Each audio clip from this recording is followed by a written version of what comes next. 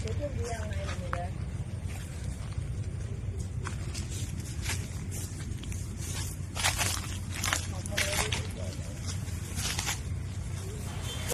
2 రోజులుగా కురుస్తున్న భారీ వర్షాలు ఈదురుగాలులతో నెల్లూరు, కడప, అన్నమయ్య జిల్లా రైతులు తీవ్రంగా నష్టపోతున్నారు.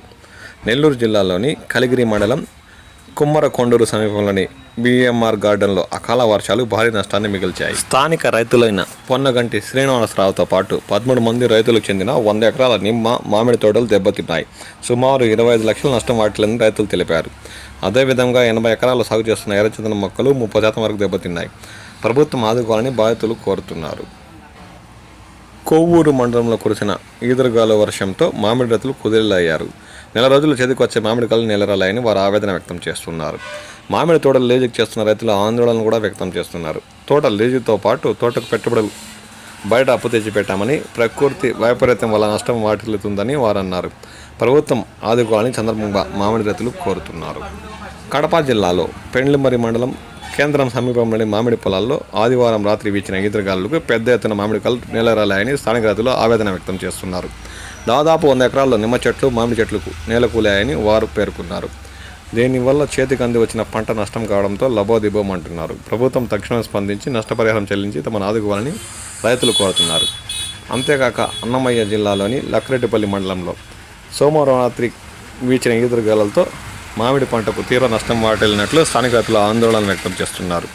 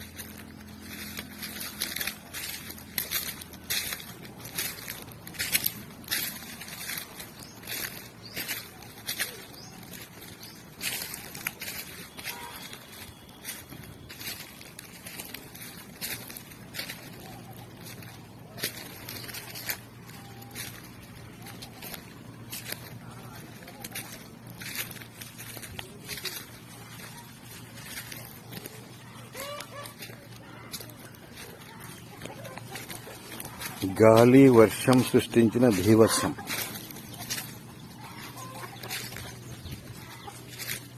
వందల కొద్ది ఎకరాల్లో నష్టపోయిన రైతులు.